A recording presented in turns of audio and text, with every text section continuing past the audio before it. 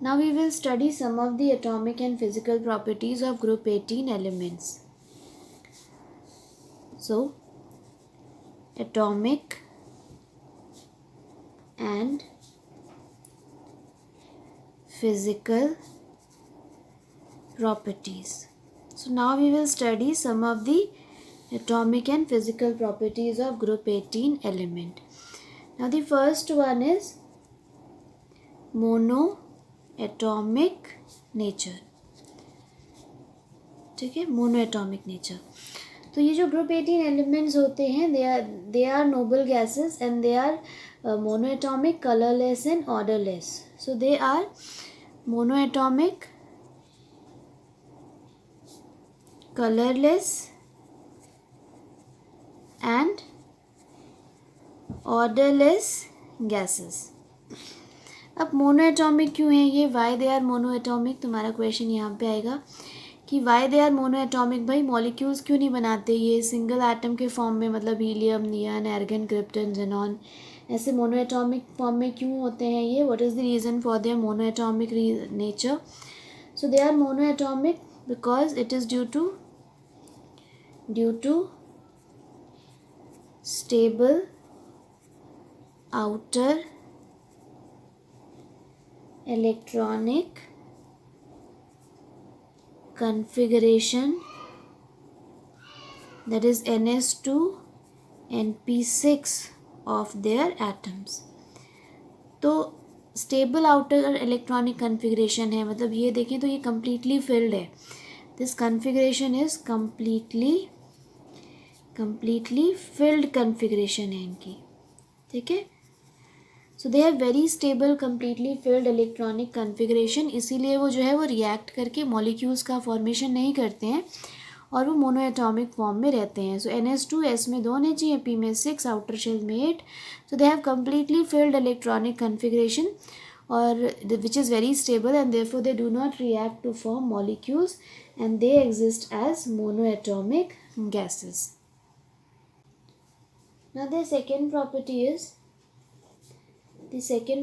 is atomic radii. The second property is atomic radii. Now their atomic radii is largest in their respective periods. It is largest in their respective periods. ठीक है, तो अपने ये last group है ना, तो last group है मतलब पीरियड्स में ये लास्ट एलिमेंट होंगे and there atomic radii is largest in their respective periods. मतलब हम इधर से ऐसे ऐसे ट्रेवल करके आ रहे हैं, तो ये लास्ट ग्रुप है, तो पीरियड का लास्ट एलिमेंट है ये, और इनकी जो रेडियाई है वो सबसे ज़्यादा बड़ी होती है, जो कि जनरल ट्रेंड के तो अगेंस्ट में है. जनरल ट्रेंड क्या कहता है, when we move along a period atomic radii decreases. तो इस हिसाब से ग्रुप 18 वालों की जो एटॉमिक रेडियाई है वो सबसे कम होनी चाहिए, but there atomic radii is largest in their respective periods. तो अपने पीरियड्स में जो है उनकी एटॉमिक रेडियाई जो है वो सबसे बड़ी है. तो what is the reason for that, let's see कि क्यों उनकी एटॉमिक रेडियाई जो है वो सबसे बड़ी है. What is the reason.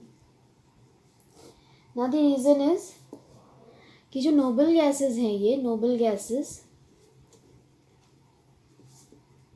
have a weak, actually not weak का यहाँ पे कोई मतलब नहीं है. So noble gases have van der Waals radii. अब क्या है कि ये मॉलिक्यूल्स तो बनाते नहीं हैं, तो मॉलिक्यूल्स नहीं बनाते हैं, इसीलिए इनकी जो रेडियाई है वो वैन डर वाल्स रेडियाई है. सो नोबल गैसेस है वैन डर वाल्स रेडियाई. ठीक है, वाइल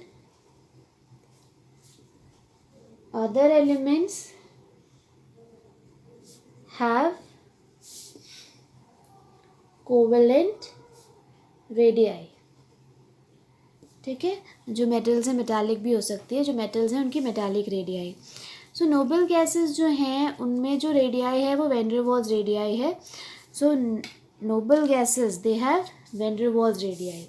ठीक है, उनकी रेडियाई कौन सी है, वैन डर वाल्स है. जो बाकी एलिमेंट्स हैं उनकी कोवेलेंट रेडियाई है, जैसे N2, H2, O2, है ना, इनमें कोवेलेंट रेडियाई कैलकुलेट होती है, और जो नोबल गैसेस हैं उनमें van der Waals radii calculate होती है। अब जो वैन डर वाल्स रेडियाई होती है, it is larger than covalent radii. Now van der Waals radii are larger than covalent radii, ठीक है, इसीलिए इनका जो साइज़ है अपने रिस्पेक्टिव पीरियड्स में सबसे बड़ा होता है। तो जो बाकी एलिमेंट्स होंगे उनमें या तो कोवेलेंट रेडियाई होगी या जो मेटल्स है मेटालिक रेडियाई भी होगी, पर नोबल गैसेस में क्या होता है, हमें ध्यान क्या रखना है कि noble gases have van der Waals radii, and van der Waals radii are largest, and therefore their size और their atomic radii is largest in their respective periods. तो वो कोई मॉलिक्यूल्स वगैरह नहीं बनाते हैं, तो उसमें जो रेडियाई कैलकुलेट होती है वो वैन डर वाल्स रेडियाई होती है, और वैन डर वाल्स रेडियाई सबसे बड़ी होती है, और इसलिए इनकी एटॉमिक रेडियाई या इनकी साइज़ जो है वो रिस्पेक्टिव पीरियड्स में सबसे बड़ी होती है। डाउन दी ग्रुप हमें पता है जनरल ट्रेंड फॉलो होता है। डाउन दी ग्रुप क्या होती है, साइज़ इंक्रीज़ होती है, ठीक है, तो ये हीलियम हो गया, नियन, आर्गन, क्रिप्टन, जेनॉन, ठीक है, तो ये helium, neon, argon, krypton, xenon. तो when we are moving down the group, है ना, डाउन दी ग्रुप जब हम जा रहे हैं डाउन दी ग्रुप, तो when we are moving down the group तो साइज़ क्या हो रही है, इंक्रीज़ हो रही है, ठीक है, साइज़ क्या हो रही है, इंक्रीज़ हो रही है डाउन दी ग्रुप। सबको पता है कि ऐसा क्यों होता है, why the size increases down the group, this is a general trend, this is due to addition of a new shell at each level, ठीक है, हर एक स्टेप पे क्या होती है, एक नई शेल ऐड हो जाती है, और इसलिए down the group atomic radii क्या होती है, atomic radii down the group increases. So this was atomic radii. Now the third property is ionization enthalpy. The third property is ionization enthalpy. Now their ionization enthalpy is highest in respective periods, highest in respective periods. अब size जो है इनकी सबसे बड़ी है, तो अगर size के टर्म्स में देखें तो क्योंकि साइज़ सबसे बड़ी है पीरियड्स में, तो इनकी आयनाइजेशन एंथैल्पी सबसे कम होनी चाहिए, पर इनकी आयनाइजेशन एंथैल्पी जो है वो बहुत ज़्यादा होती है। क्यों होती है, इनफैक्ट बहुत ज़्यादा, क्या, it has the high, they have highest ionization enthalpies.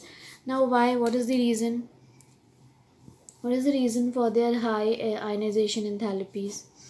अब रीज़न वही है, क्या है reason, it is due to stable electronic configuration, that is ns2 np6, which is exactly fully filled, है ना, तो स्टेबल इलेक्ट्रॉनिक कन्फिग्रेशन है इनकी ns2 np6, तो कंप्लीट है इनकी इलेक्ट्रॉनिक कन्फिग्रेशन, इसीलिए और कम्प्लीटली फिल्ड है, और कम्प्लीटली फिल्ड इलेक्ट्रॉनिक कन्फिग्रेशन जो है वो बहुत ही स्टेबल होती हैं, तो उनके अंदर इलेक्ट्रॉन लूज़ करने की कोई भी टेंडेंसी नहीं है, they are already stable and therefore they don't want to lose any electron, and therefore they have highest ionization enthalpies in their respective periods. तो उनकी इलेक्ट्रॉनिक कन्फिग्रेशन कंप्लीट है, एग्जैक्टली जितने इलेक्ट्रॉन्स चाहिए उतने हैं उनके पास, और इसीलिए वो इलेक्ट्रॉन लूज़ नहीं करना चाहते, और इसीलिए उनकी जो आयनाइजेशन एंथैल्पी होती है वो बहुत ज़्यादा होती है। So they have highest ionization enthalpies in their respective periods, and this is due to stable electronic configuration, which is ns2 np6, which is exactly fully filled. Now what is the trend down the group? Down the group हम देखें तो size जो है वो बढ़ती जाती है, और साइज़ बढ़ती जाती है, इसीलिए down the group ionisation enthalpy decreases, है ना, ionisation enthalpy down the group क्या होती है, डिक्रीज़ होती है। क्यों, due to increase in size, ठीक है, so that was the third property. ना इलेक्ट्रॉन गेन एंथैल्पी जो होती है नोबल गैसेस की यानी ग्रुप 18 एलिमेंट्स की वो पॉजिटिव होती है. सो electron gain enthalpy of noble gases is positive. So the electron gain enthalpy of noble gases is positive. The electron gain enthalpy of noble gases is positive. अब positive क्यों होती है electron gain enthalpy? Now the reason is same. क्या है कि उनकी electronic configuration जो है वो क्या है? इलेक्ट्रॉनिक कन्फिग्रेशन है NH2NP6. तो NH2NP6 होने का मतलब कि कम्प्लीटली फिल्ड है उसके सबशेल्स और कोई भी वेकेंट जगह जो है वो यहाँ पे खाली नहीं है. तो अगर हम ये इलेक्ट्रॉन एक्सेप्ट करते हैं, मान लेते हैं कि अगर इन्होंने इलेक्ट्रॉन एक्सेप्ट किया तो जो इलेक्ट्रॉन होगा उसको नेक्स्ट हायर ऑर्बिटल्स में इन्हें भेजना पड़ेगा. And for that we have to supply energy. ठीक है. तो since their electronic configuration is already complete so there is no vacant room. और इस तरह से अगर हम एडिशनल इलेक्ट्रॉन ऐड करते हैं तो that electron has to be added to the next higher energy orbital. और इसके लिए we have to supply additional energy and therefore the electron gain enthalpy is positive. So electron gain enthalpy for noble gases is positive. Noble gases की electron gain enthalpy क्या होती है? Positive होती है. क्यों पॉजिटिव होती है? अगर हम रीज़न देखें तो पॉजिटिव इसलिए होती है क्योंकि noble gases has NH2NP6 that is completely filled subshells. है ना, उनकी सबशेल्स क्या होती हैं? कम्प्लीटली फिल्ड होती हैं. And there is no vacant room in their valence orbitals.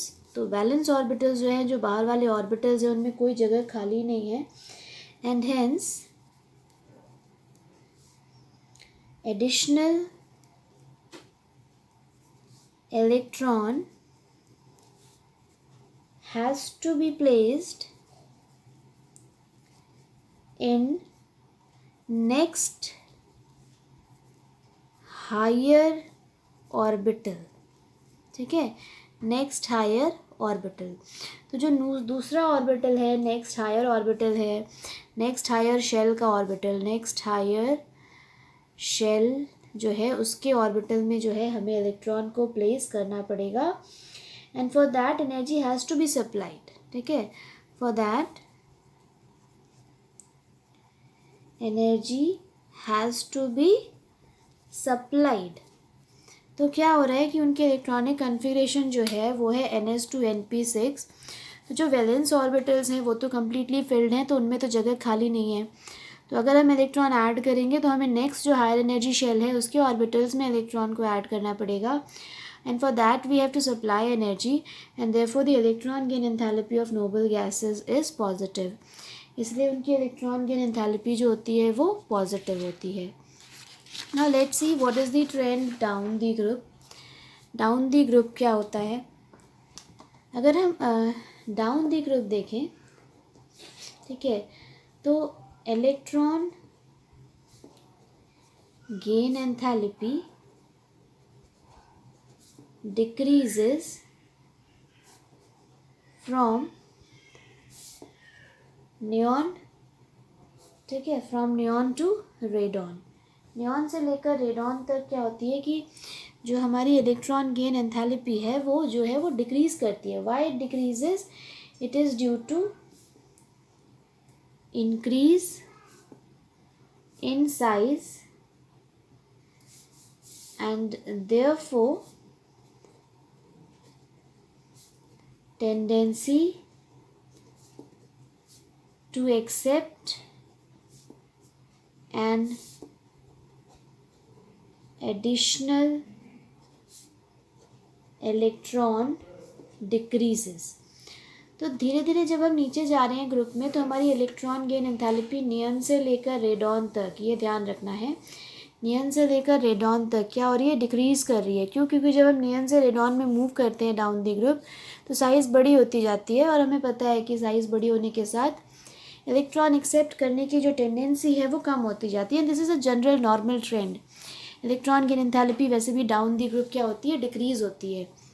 पर यहाँ इंपॉर्टेंट चीज़, तो electron gain enthalpy decreases down the group. Fine, this is a general trend. And why it happens, because down the group size increases, और जैसे जैसे size बढ़ती है तो electron accept करने की टेंडेंसी जो है वो कम होती जाती है. Now the important thing is कि हमने यहाँ पर ये जो जनरल ट्रेंड लिखा है कि इलेक्ट्रॉन गेन एंथैल्पी डिक्रीजेज, वो हमने कहाँ से शुरू करा है, वो हमने नियॉन से शुरू करा है. उसमें हमने हीलियम को ऐड नहीं करा है. ठीक है, सो नियॉन टू रेडॉन है ये. तो मतलब हीलियम नहीं लिखा है, हीलियम पहला एलिमेंट है. It is showing an exception. ठीक है, what exception helium is showing? Helium has much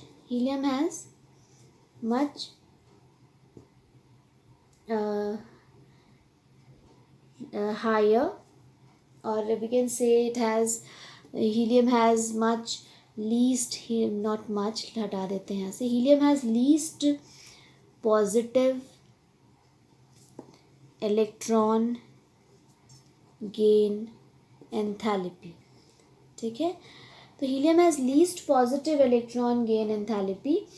तो उसकी जो इलेक्ट्रॉन गेन एंथैल्पी की वैल्यू है वो लीस्ट पॉजिटिव है. लीस्ट पॉजिटिव होने का मतलब है कि हीलियम के अंदर जो है इलेक्ट्रॉन ऐड करने के लिए हमें सबसे कम एनर्जी जो है वो सप्लाई करनी पड़ेगी. And Y it is so, because why it has least positive electron gain enthalpy of all noble gases. बाकी सारी नोबल गैसेस के कंपैरिजन में उसकी इलेक्ट्रॉन गेन एंथैल्पी सबसे कम पॉजिटिव क्यों है, क्यों उसमें सबसे कम एनर्जी हमें सप्लाई करनी पड़ेगी? It is because of its small size, है ना. It is because of its small size. It has higher tendency to accept electron. Size छोटी होने की वजह से इलेक्ट्रॉन जो है एक्सेप्ट करने की इसकी टेंडेंसी जो है वो ज़्यादा है. ठीक है, तो this is the reason why helium has least positive electron gain enthalpy. And if we see the actual values of electron gain enthalpy for group 18 elements, तो अगर हम देखें कि एक्चुअल वैल्यूज़ क्या हैं, तो ये हीलियम हो गया, ये नियन हो गया, ये आर्गन, ये क्रिप्टन, जेनॉन एंड रेडॉन. ठीक है, यहाँ पे हम इलेक्ट्रॉन गेन एंथैल्पी जो है वो लिखने वाले हैं, दैट इज़ किलो जूल पर मोल के टर्म्स में लिखेंगे. और अगर हम वैल्यूज़ देखें तो हीलियम की जो वैल्यू होती है वो 48 है, नियन की 116 है, आर्गन की 96 है, फिर इसकी 96 है, फिर 77 है और फिर 68 है. ठीक है, सो दिस इज़ इट इज़, ये है ये. तो अब यहाँ पे दो चीज़ें इम्पॉर्टेंट हैं. दो चीज़ें कौन कौन सी इम्पॉर्टेंट हैं? एक तो हीलियम जो यहाँ पे एक्सेप्शन शो कर रहा है. डाउन द ग्रुप हम देख रहे हैं कि हमारी जो इलेक्ट्रॉन गेन एंथैल्पी की वैल्यू है वो डिक्रीज़ कर रही है, तो that is a normal trend. कौन एक्सेप्शन शो कर रहा है? हीलियम. दूसरी चीज़ हमें क्या देखनी है, ये जो आर्गन और क्रिप्टन है they have same values of electron gain enthalpy. इसका रीज़न हमें नहीं पता है why it is so, but they have same values of electron gain enthalpy. Now if we try to write the order.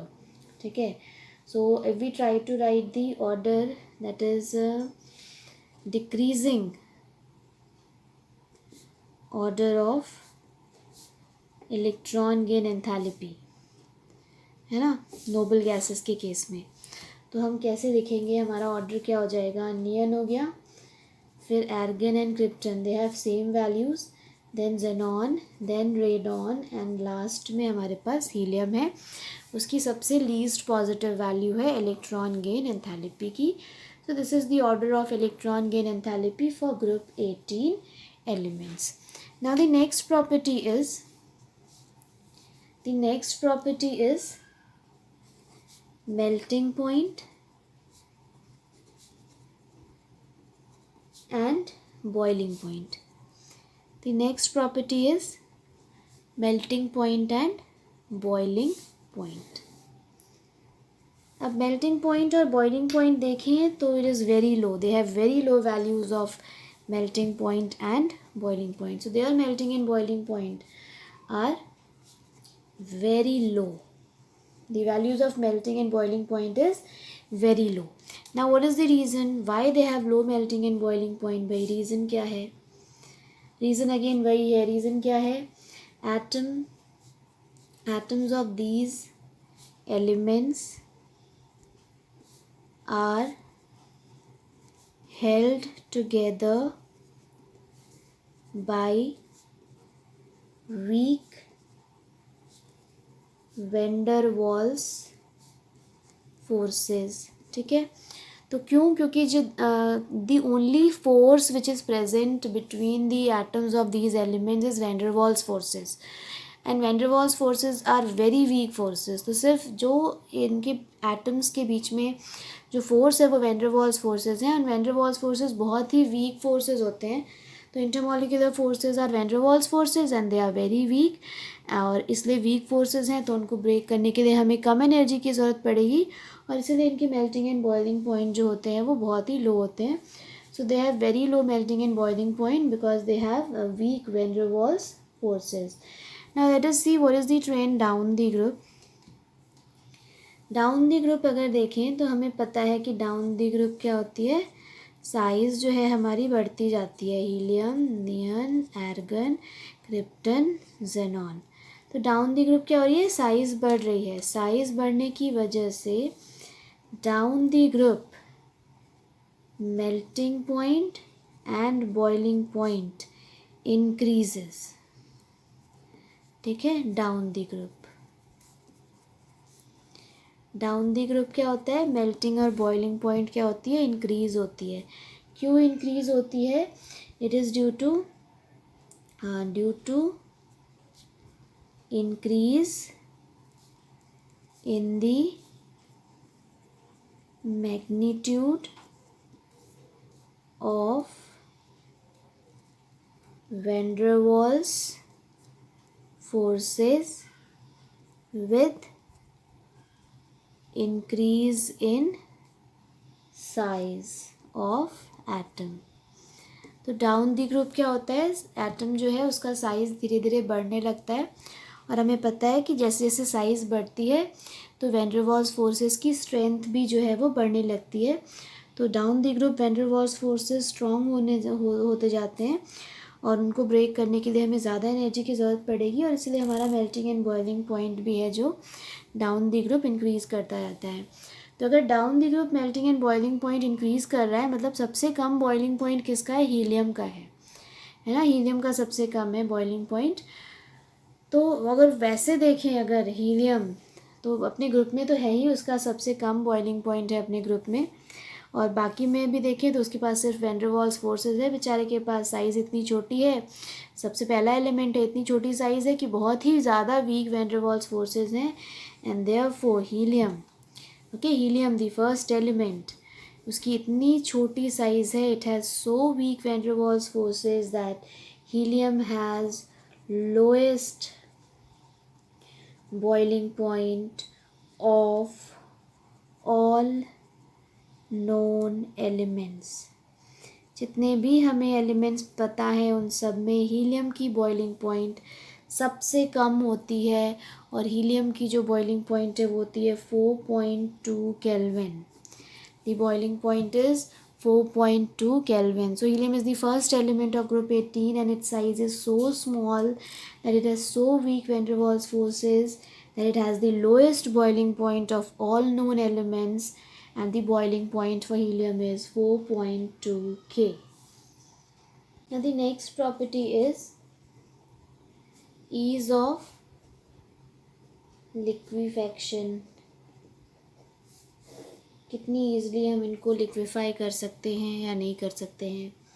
तो जो ये noble gases हैं, दे can not be liquefied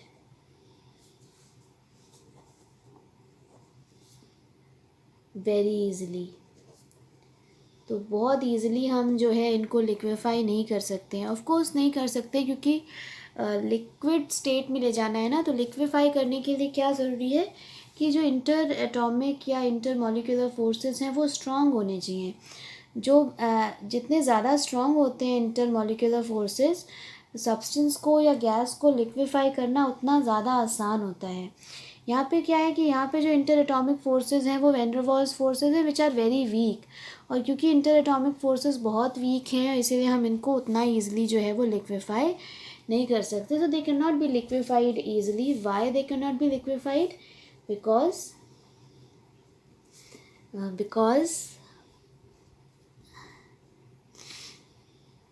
they are held together by weak van der Waals forces of attraction. So they can not be liquefied very easily, क्योंकि उनके बीच में जो force है वो वैन डर वाल्स फोर्सेस हैं जो बहुत वीक हैं, और इसीलिए इन गैसेस को हम इजीली लिक्विफाई नहीं कर सकते हैं। Property is enthalpy of fusion and enthalpy of vaporization. Since the forces are, again, they have very weak van der Waals forces, that is their interatomic forces are very weak, और इसलिए उनका enthalpy of fusion या enthalpy of vaporization बहुत कम होता है। मतलब बहुत कम energy हमें चाहिए होती है उनको वेपोराइज करने के लिए या उनको मेल्ट करने के लिए।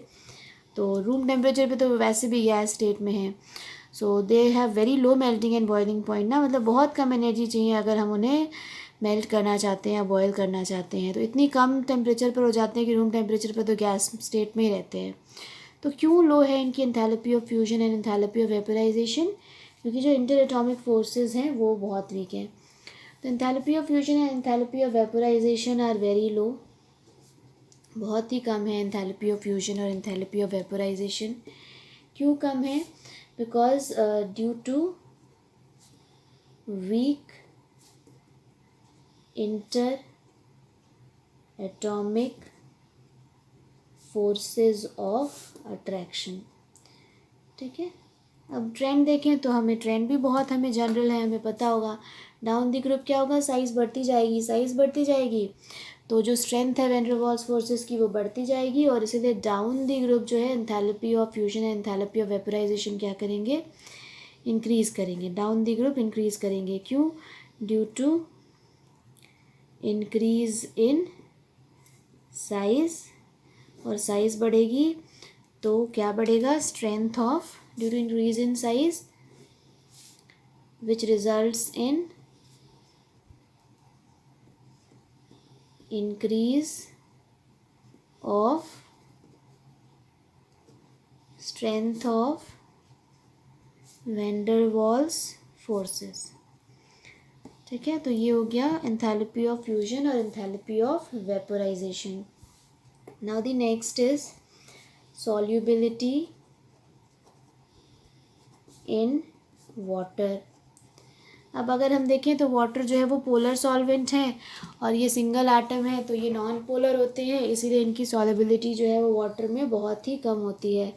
सो they are slightly soluble in water, बहुत ही कम सॉल्युबल होते हैं वाटर में ये, क्योंकि वाटर जो है वो पोलर है, और ये जो है ये कह रही हूँ नोबल गैसेस जो है वो नॉन पोलर है। ठीक है, तो ये सॉल्युबिलिटी हो गई। Next is adsorption over charcoal. ठीक है, एड्जॉर्प्शन ओवर चारकोल। तो अगर हीलियम को छोड़ दें तो except helium all other noble gases are absorbed by charcoal at low temperatures। ठीक है, so these are some of the atomic and physical properties of group 18 elements, that is noble gases।